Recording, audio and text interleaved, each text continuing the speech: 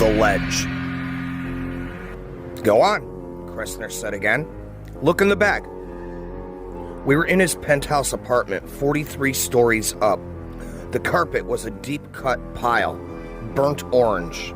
In the middle, between the Basque sliding chair where Kressner sat and the genuine leather couch where no one at all sat, there was a brown shopping bag. If it's a payoff, forget it, I said. I love her. It's money, but it's not a payoff. Go on, look. He was smoking a Turkish cigarette in an onyx holder. The air-conditioned system allowed me just a dry whiff of tobacco and then whipped it away. He was wearing a silk dressing gown on which a dragon was embroidered. His eyes were calm and intelligent behind his glasses. He looked just like what he was. An A number 1 500 carat die-in-the-wool son of a bitch. I loved his wife, and she loved me. I'd expected him to make trouble. I knew this was it. I just didn't know what brand it was. I went to the shopping bag and tipped it over. Banded bundles of currency tumbled out onto the rug. All 20s. I picked one of the bundles up and counted. 10 bills to a bundle. There were a lot of bundles. $20,000, he said, and puffed on his cigarette. I stood up. Okay. It's for you. I don't want it. My wife comes with it. I didn't say anything. Marcia had warned me how it would be. He's like a cat, she said. An old Tom full of meanness. He'll try to make you a mouse. So you're a tennis pro, he said. I don't believe I've actually seen one before. You mean your detectives didn't get any pictures? Oh, yes. He waved the cigarette holder negligently. Even a motion picture of the two of you at the Bayside Motel. A camera was behind the mirror. But pictures hardly the same, are they? If you say so. He'll keep changing tracks, Marcia said. It's the way he pulls people on the defensive. Pretty soon, he'll have you hitting out at where you think he's going to be, and he'll get you someplace else. Say as little as possible, Stan. And remember, I love you. I invited you up here because I thought we should have a little man-to-man chat, Mr. Norris. Just a pleasant conversation between two civilized human beings, one of whom has made off with the other's wife. I started to answer and decided not to. Did you enjoy San Quentin? Kressner said, puffing lazily. Not particularly. I believe you passed 3 years there. A charge of breaking and entering, if I'm correct? Marcia knows about it. I said it and immediately wished I hadn't. I was playing his game. Just what Marcia had warned me against. Hitting soft lobs for him to smash back. I've taken the liberty of moving your car, he said, glancing out the window at the far end of the room. It really wasn't a window at all. The whole wall was glass. In the middle was a sliding glass door. Beyond it, a balcony the size of a postage stamp. Beyond that, a very long drop. There was something strange about the door. I couldn't quite put my finger on it. This is a very pleasant building, Kressner said. Good security, closed-circuit TV, all that. When I knew you were in the lobby, I made a telephone call.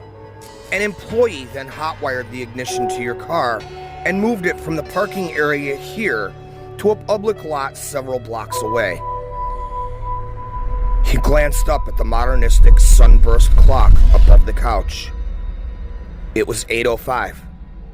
At 8:20, that same employee will call the police from a public phone booth concerning your car. By 8:30, at the latest, the minions of the law will have discovered over 6 ounces of heroin hidden in the spare tire of your trunk. You will be eagerly sought after, Mr. Norris. He set me up. I tried to cover myself as well as I could, but in the end, it had been child's play for him. These things will happen unless I call my employee and tell him to forget the phone call. And all I have to do is tell you where Marcia is? I said. No deal, Kressner. I don't know. We set it up this way just for you. My men had her followed. I don't think so. I think we lost them at the airport. Kressner sighed, removed the smoldering cigarette holder, and dropped it into a chromium ashtray with a sliding lid. No fuss, no muss. The used cigarette and Stan Norris had been taken care of with equal ease. Actually, he said, you're right, the old ladies' room vanishing act. My operatives were extremely vexed to have been taken in by such an old ruse. I think it was so old they never expected it. I said nothing. After Marcia had ditched Kressner's operatives at the airport, she had taken the bus shuttle back to the city and then to the bus station. That had been the plan. She had $200, all the money that I had in my savings account. $200 and a Greyhound bus could take her any place in the country. Are you always so uncommunicative? Kressner asked. He genuinely sounded interested. Marcia advised it. A little more sharply, he said. Then I imagine you'll stand on your rights when the police take you in. And the next time you see my wife could be when she's a little old grandmother in a rocking chair. Have you gotten that through your head? I understand that possession of 6 ounces of heroin could get you 40 years. That won't get you Marcia back. He smiled thinly. And that's the nub of it, isn't it? Shall I review where we are? You and my wife have fallen in love. You have had an affair, if you want to call a series of one-nighters in cheap motels an affair. My wife has left me. However, I have you, and you are in what is called a bind. Does that summarize it adequately? I can understand why she got tired of you, I said. To my surprise, he threw his head back and laughed. You know, I rather like you, Mr. Norris. You're vulgar, you're a piker, but you seem to have heart. Marcia said that you did. I rather doubted it. Her judgment of character is lax. But you do have a certain verve, which is why I've set things up the way I have. No doubt Marcia has told you that I'm fond of wagering. Yes. Now I know what was wrong with the door in the middle of the glass wall. It was the middle of winter, and no one was going to want to take tea on the balcony 43 stories up. The balcony had been cleared of furniture. The screen had been taken off the door. Why would Kressner have done that? I don't like my wife very much, Kressner said, fixing another cigarette carefully in the holder. That's no secret. I'm sure she's told you as much. And I'm sure a man of your experience knows that contented wives do not jump into the hay with local tennis club pros at the drop of a racket. In my opinion, Marcia is a prissy, whey-faced little prude, a whiner, a weeper, a bearer of tales. That's about enough, I said. He smiled coldly. I beg your pardon. I keep forgetting we're talking about your beloved. It's 8:16. Are you nervous? I shrugged. Tough to the end, he said, and lit a cigarette.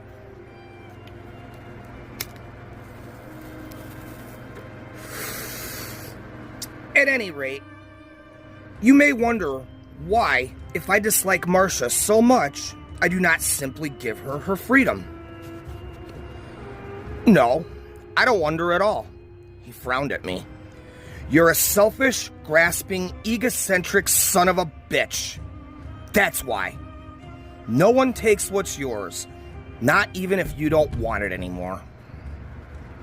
He went red and then laughed. One for you, Mr. Norris. Very good. I shrugged again.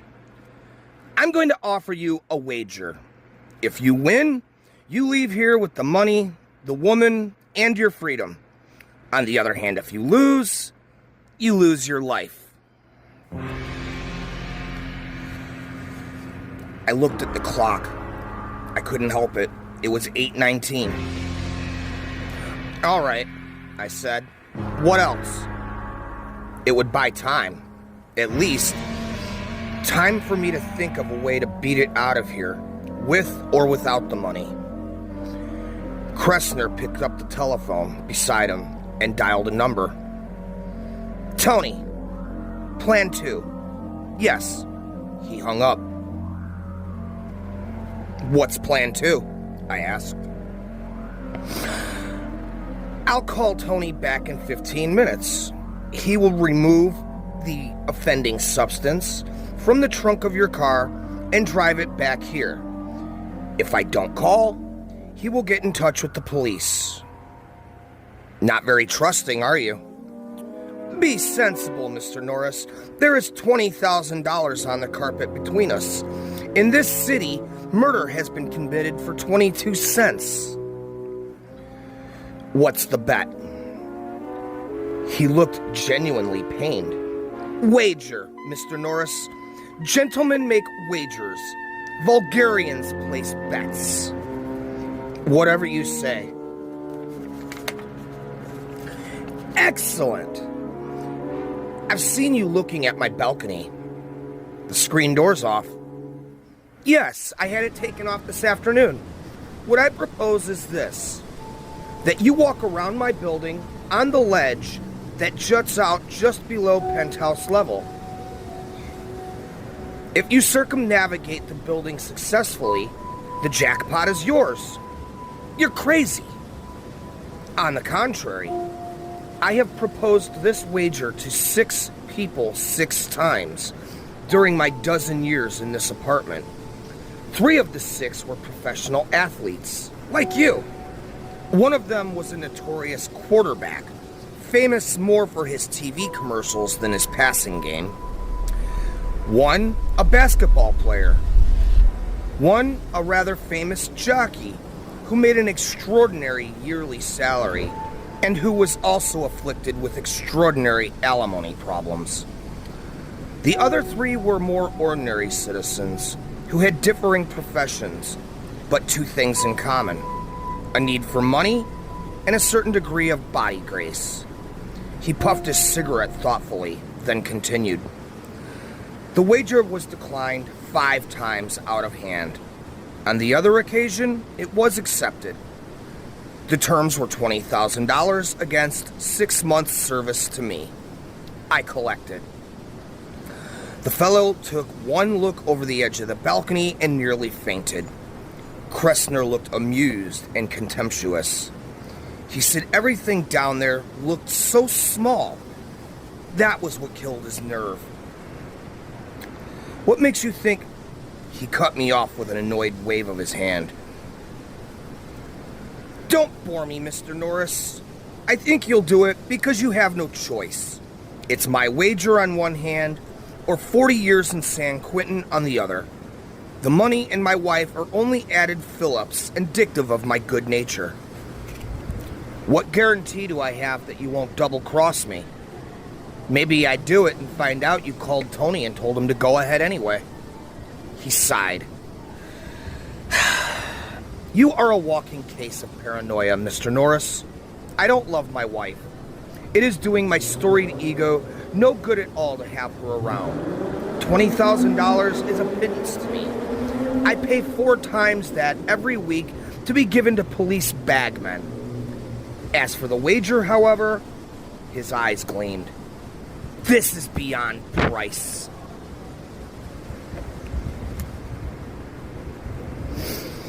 I thought about it, and he left me. I suppose he knew that the real Mark always convinces himself. I was a 36-year-old tennis bum, and the club had been thinking of letting me go when Marcia applied a little gentle pressure. Tennis was the only profession I knew, and without it, even getting a job as a janitor would be tough, especially with a record. It was kid stuff, but employers don't care. And the funny thing was that I really loved Marcia Kressner.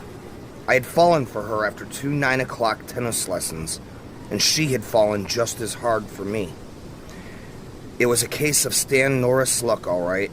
After 36 years of happy bachelorhood, I had finally fallen like a sack of mail for the wife of an organization overlord. The old Tom, sitting there and puffing his imported Turkish cigarette, knew all of that, of course. And something else as well. I had no guarantee that he wouldn't turn me in if I accepted the wager and won. But I knew damn well that I'd be in the cooler by 10 o'clock if I didn't. And the next time I'd be free would be at the turn of the century. I want to know one thing, I said. And what might that be, Mr. Norris?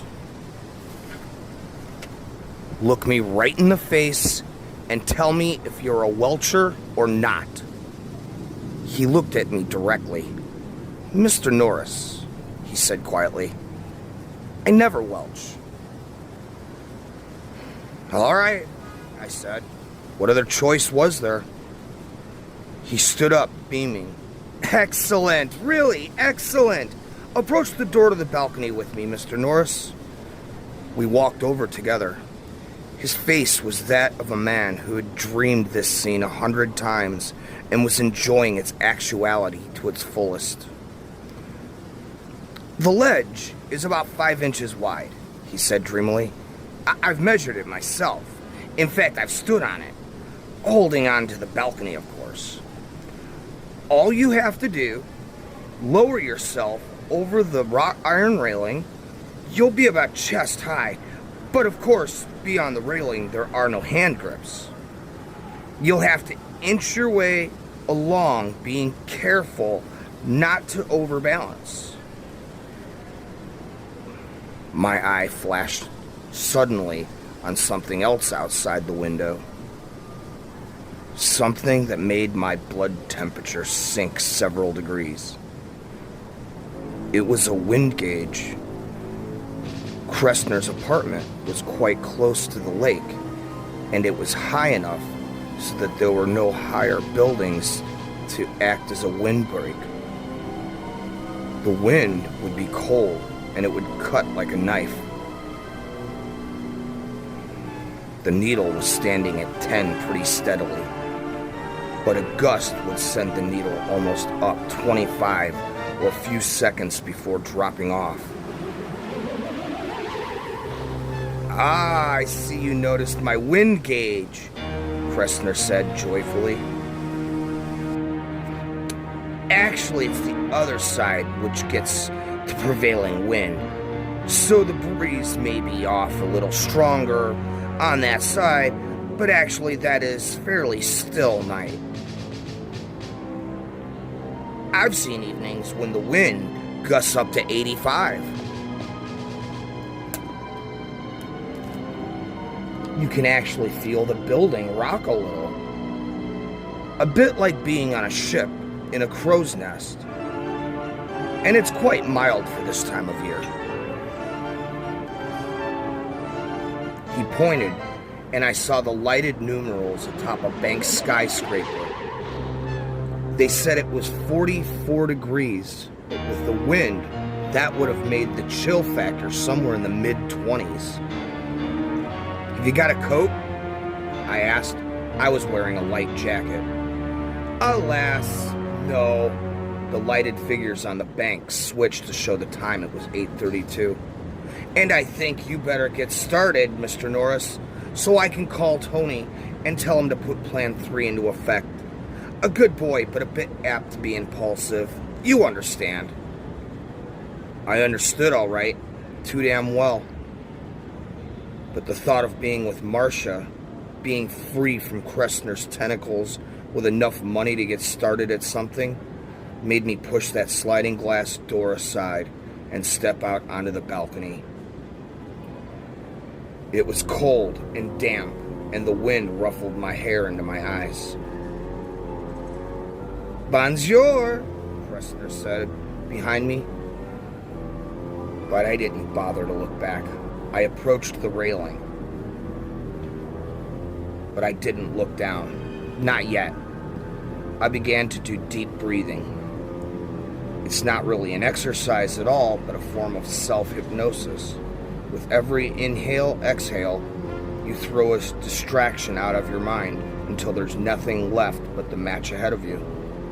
I got rid of the money, one breath.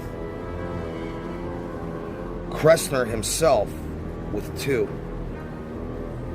Marcia took longer. Her face kept rising in my mind, telling me not to be stupid, not to play his game, that maybe Kressner never welched, but he always hedged his bets. I didn't listen. I couldn't afford to. If I lost this match, I wouldn't have to buy the beers and take the ribbing. I'd be so much scarlet sludge splattered for a block of Diekman Street in both directions. When I thought I had it, I looked down. The building sloped away like a smooth chalk cliff to the street far below. The cars parked there looked like those Matchbox models you can buy in a 5 and dime. The ones driving by the building were just tiny pinpoints of light. If you fell that far, you would have plenty of time to realize just what was happening. To see the wind blow your clothes as the earth pulled you faster and faster. You'd have time to scream, a long, long scream. And the sound you made when you hit the pavement would be like the sound of an overripe watermelon. I could understand why the other guy chickened out. But he'd only had 6 months to worry about. I was staring 40 long, gray, Marshall-less years in the eye. I looked at the ledge. It looked small. I had never seen 5 inches that looked so much like 2. At least the building was fairly new. It wouldn't crumble under me. I hoped. I swung over the railing and carefully lowered myself until I was standing on the ledge. My heels were out over the drop. The floor of the balcony was about chest high, and I was looking into Kressner's penthouse through the wrought iron ornamental bars. He was standing inside the door, smoking, watching me the way a scientist watches a guinea pig to see what the latest injection will do. "Call," I said, holding on the railing. "What?" "Call Tony. I don't move until you do." He went back to the living room. It looked amazingly warm and safe and cozy, and picked up the phone. It was a worthless gesture, really. With the wind, I couldn't hear what he was saying. He put the phone down and returned. "Taken care of, Mr. Norris?" "It better be." "Goodbye, Mr. Norris. I'll see you in a bit. Perhaps." It was time to do it. Talking was done. I let myself think of Marcia one last time. Her light brown hair, her wide gray eyes, her lovely body, and then put her out of my mind for good. No more looking down either. It would have been easy to get paralyzed looking down through that space. Too easy to just freeze up until you lost your balance or just fainted from fear. It was time for tunnel vision. Time to concentrate on nothing but the left foot, right foot. I began to move to the right, holding onto the balcony's railing as long as I could. It didn't take long to see I was going to need all the tennis muscles my ankles had. With my heels beyond the edge, those tendons would be taking all my weight. I got to the end of the balcony, and for a moment, I didn't think I was going to be able to let go of the safety. I forced myself to do it. 5 inches? Hell, that was plenty of room. If the ledge were only a foot off the ground, instead of 400, you could breeze around this building in 4 minutes flat, I told myself. So, just pretend it is. Yeah, and if you fall from a ledge a foot off the ground, you just say rats and try again. Up here, you only get one chance. I slid my right foot further, and then brought my left foot to it. I let go of the railing. I put my hands open and up, allowing the palms to rest against the rough stone of the apartment building. I caressed the stone. I could have kissed it. A gust of wind hit me, snapping the collar of my jacket against my face, making my body sway on the ledge. My heart jumped into my throat, and I stayed up there until the wind died down. A strong enough gust would have peeled me right off that perch and sent me flying into the night. And the wind would be even stronger on the other side. I turned my head to the left, pressing my cheek against the stone. Kressner was leaning against the balcony watching me. "Enjoying yourself?" he asked affably. He was wearing a brown camel's hair overcoat. "I thought you didn't have a coat," I said. "I lied," he answered equitably. "I lie about a lot of things." "What's that supposed to mean?" "Nothing. Nothing at all. Or perhaps it does mean something." "A little psychological warfare, eh, Mr. Norris?" "I should tell you not to linger over long. The ankles grow tired, and if they should give way..."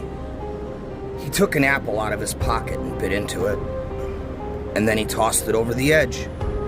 There was no sound for a long time, then a faint and sickening plop. Kressner chuckled. He had broken my concentration, and I could feel panic nibbling at the edges of my mind with steel teeth. A torrent of terror wanted to rush in and drown me. I turned my head away from him. I did my deep breathing, flashing the panic away.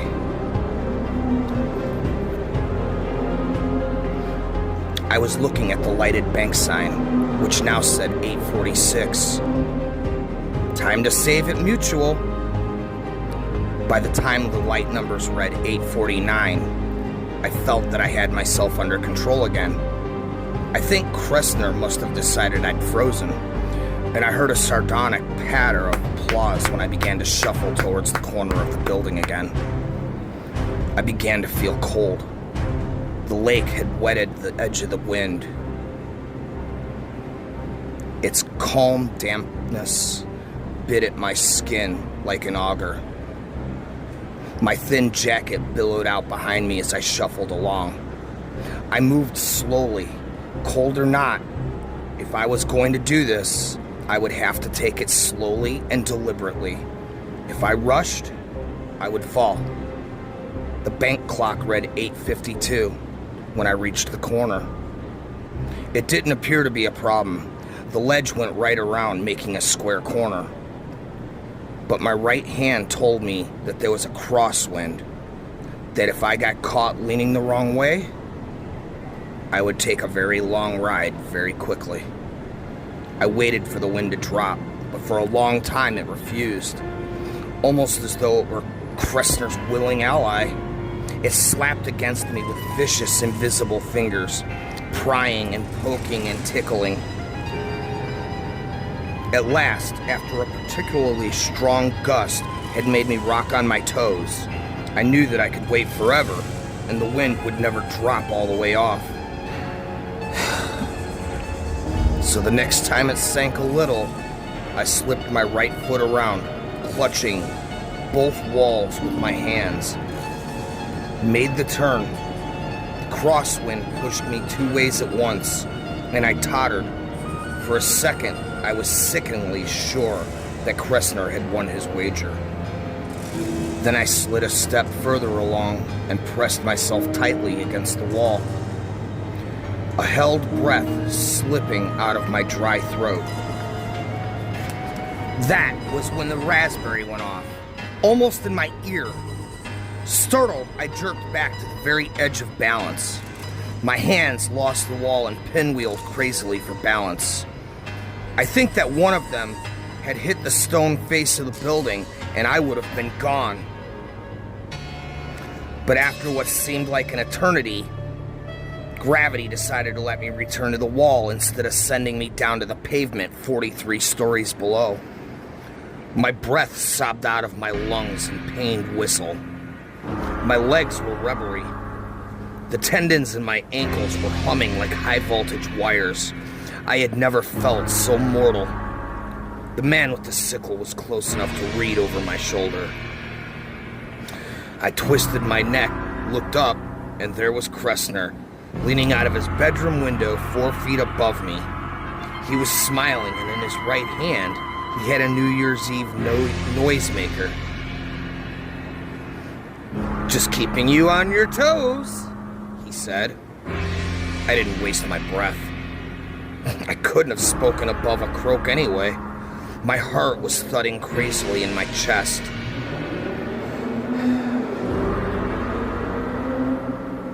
I sidled 5 or 6 feet along, just in case he was thinking about leaning out and giving me a good shove. Then I stopped and closed my eyes. I deep breathed until I had my act back together again. I was on the short side of the building now. On my right, only the highest towers of the city bulked above me. On the left, only a dark circle of lake with a few pinpricks of light which flooded on it. The wind whooped and moaned. The crosswind at the second corner was not so tricky. I made my way around it with no trouble, and then something bit me. I grasped and jerked. The shift of balance scared me. I pressed tightly against the building. I was bitten once again. No, not bitten. Pecked. I looked down. There was a pigeon standing on the ledge, looking up with bright, hateful eyes. You get used to pigeons in the city. They're as common as cab drivers who can't change a 10. They don't like to fly, and they give ground grudgingly, as if the sidewalks were theirs by squatters' rights. Oh yes, and you're apt to find their calling cards on the hood of your car. But you never take much notice. They may be occasionally irritating, but they're interlopers in our world. I was in his, and I was nearly helpless, and he seemed to know it. He pecked my tired right ankle again, sending bright dart of pain up my leg. "Get!" I snarled. "Get out!" The pigeon only pecked me again. I was obviously in what he regarded as his home. This section of the ledge was covered with droppings, old and new. A muted cheeping from above. I cracked my neck as far as I could and looked up. A beak darted at my face and I almost recoiled. If I had, I might have become the city's first pigeon-induced casualty. It was Mama Pigeon, protecting a bunch of baby pigeons just under the slight overhang of the roof. Too far up to peck at my head, thank God. Her husband pecked me again, and now blood was flowing. I could feel it. I began to inch my way along again, hoping to scare the pigeon off the ledge. No way. Pigeons do not scare easy. Not city pigeons, anyway. If a moving van only makes them amble a little faster, a man pinned to the high-out ledge isn't going to accept them at all. The pigeon backpedaled. As I shuffled forward, his bright eyes never leaving my face except when the sharp beak dipped to peck right at my ankle. And the pain was getting more intense now. The bird was pecking at raw flesh, eating it for all I know. I kicked it with my right foot. It was a weak kick, the only kind I could afford. The pigeon only fluttered its wings a bit and then returned to attack. I, on the other hand, almost went off the side. The pigeon pecked me again, and again, and again. A cold blast of wind struck me, rocking me to my very limit of balance. Pads of my fingers scraped the bland stone. I almost came to rest with my left cheek pressed against the wall, breathing heavily. Kressner couldn't have conceived a worse torture if he had planned it for 10 years. One peck was not so bad. 2 or 3 were a little more. That damn bird must have pecked me 60 times before I reached the wrought iron railing of the penthouse opposite Kressner's. Reaching that railing was like reaching the gates of heaven. My hands curled sweetly around the cold uprights and held on as if they would never let go. Peck! The pigeon was staring up at me, almost smugly, with its bright eyes, confidence in my impotence and its own invulnerability. I was reminded of Kressner's expression when he ushered me out onto the balcony on the other side of the building. Gripping the iron bars more tightly, I lashed out with a hard, strong kick and caught the pigeon squarely. It emitted a wholly satisfying squawk and rose into the air, wings flapping. A few feathers, dove gray, settled back to the ledge or disappeared slowly down into the darkness, swan-boeing back and forth into the air. Gasping, I crawled up onto the balcony and collapsed there. Despite the cold, my body was dripping with sweat. I don't know how long I lay there, recuperating. The building hid the bank clock. I didn't wear a watch. I sat up before my muscles could stiffen. Gingerly, I rolled my sock. The right ankle was lacerated and bleeding, but the wound looked superficial. Still, I'd have to have it taken care of if I ever got out of this. God knows what germs pigeons carry around. I thought of bandaging the raw skin, but decided not to. I might stumble on a tied bandage. Time enough later. Then I could buy $20,000 worth of bandages. I got up and looked longingly into the darkened penthouse opposite Kressner's.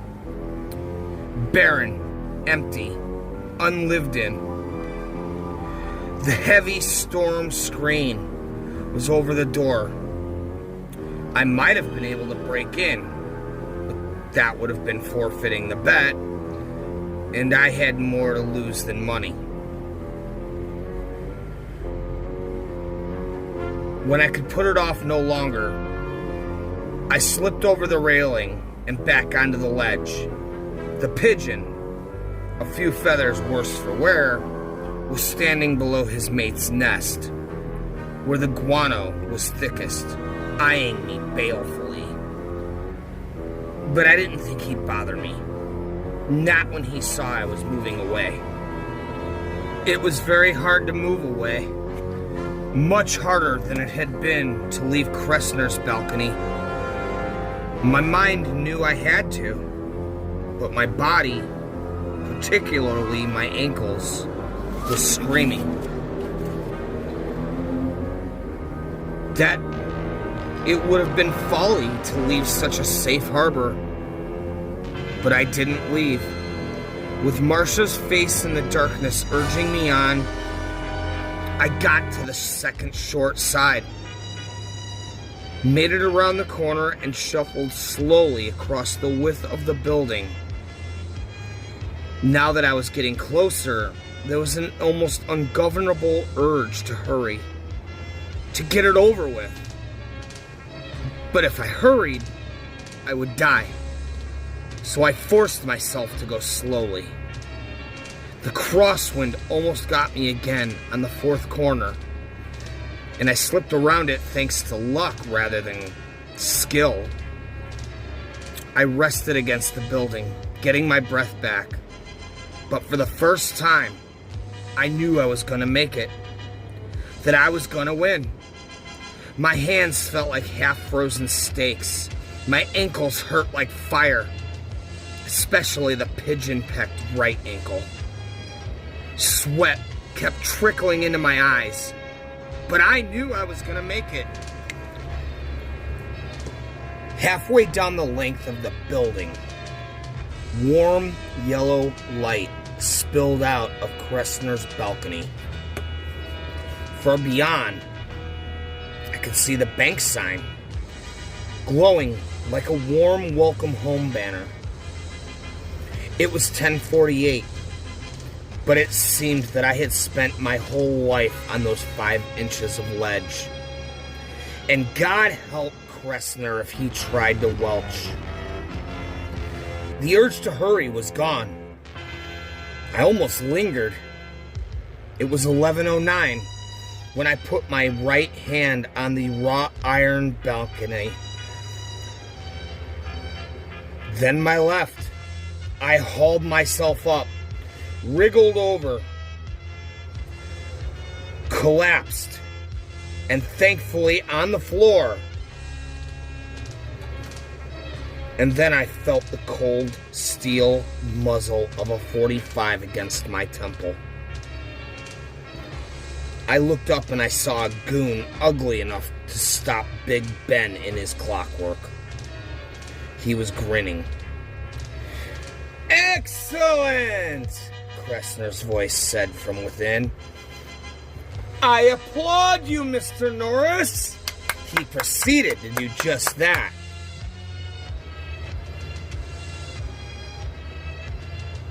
"Bring him in, Tony." Tony hauled me up, set me on my feet so abruptly that my weak ankles almost buckled. Going in, I staggered against the balcony door. Kressner was standing by the living room fireplace, sipping brandy from a goblet the size of a fishbowl.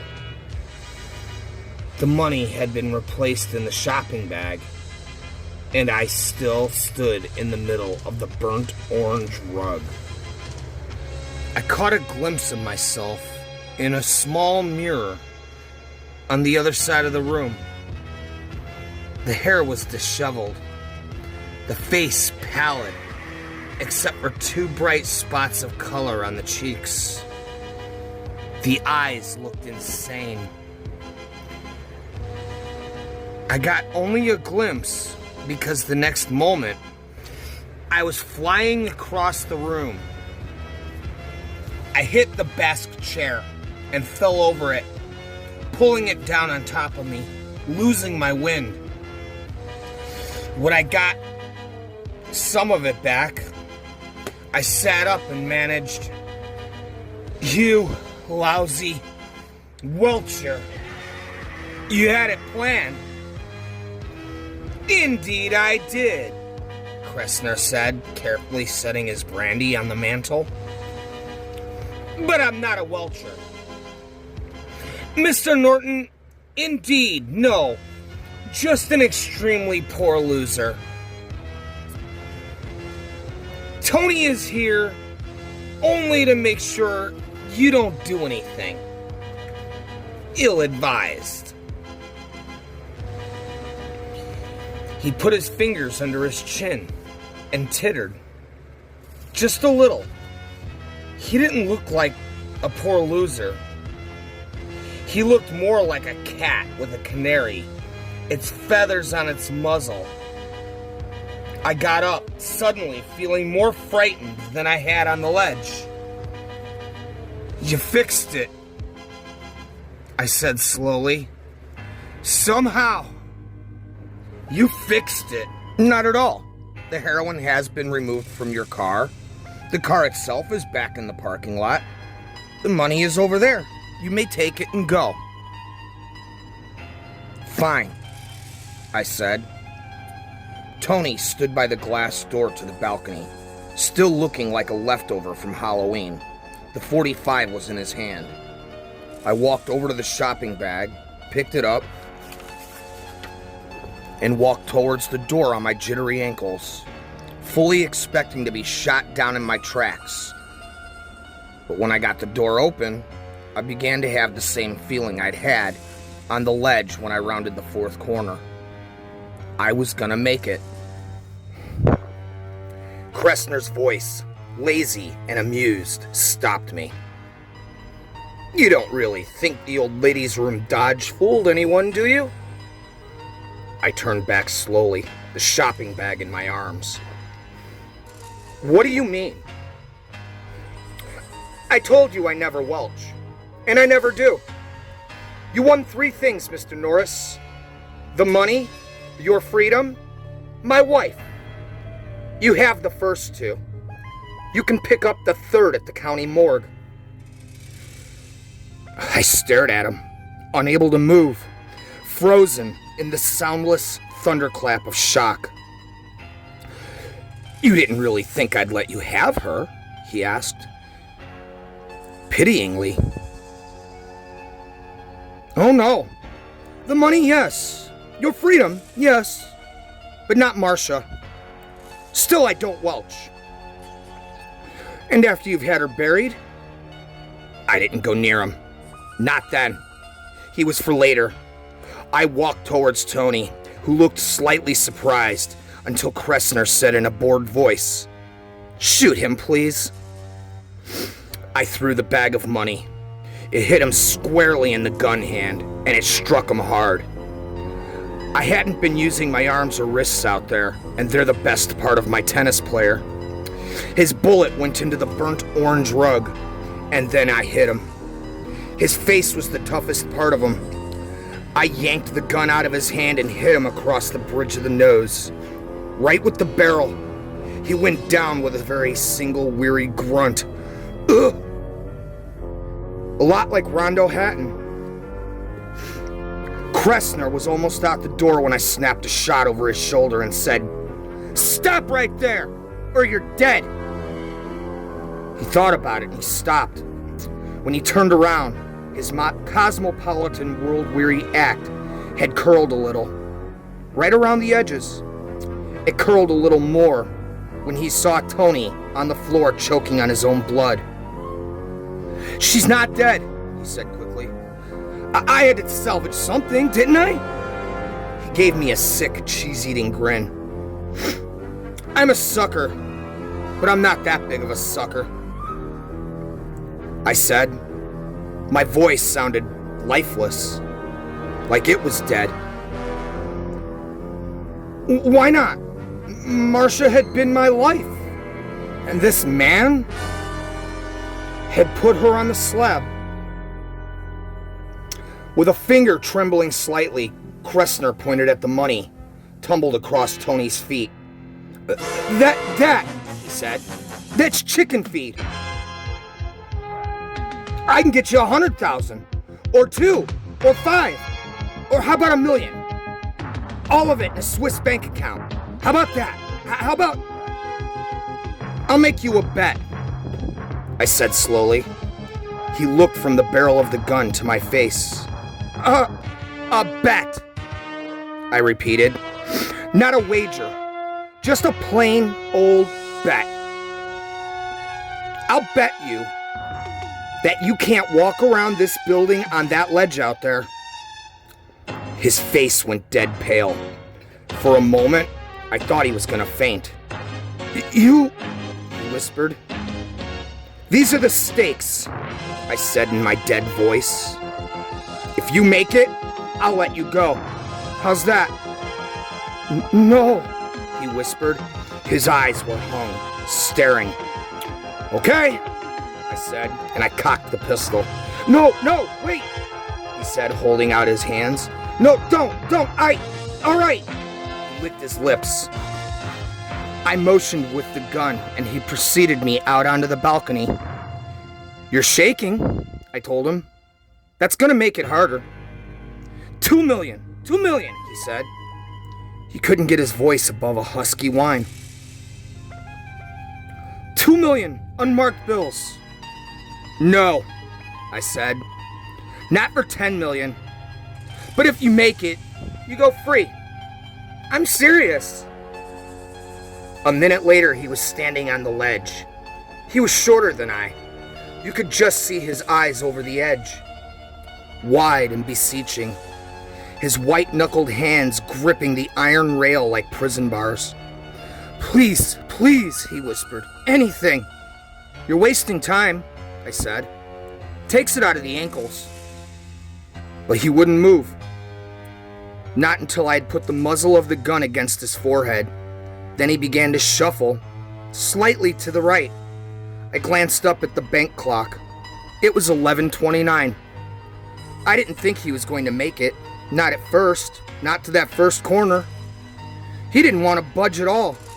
And when he did, he moved jerkily, taking risks with his center of gravity. His dressing gown billowing into the night. He disappeared around the corner and out of sight. At 12:01, almost 40 minutes ago. I listened closely for the diminishing scream as the crosswind got him. But it didn't come. Maybe the wind had dropped.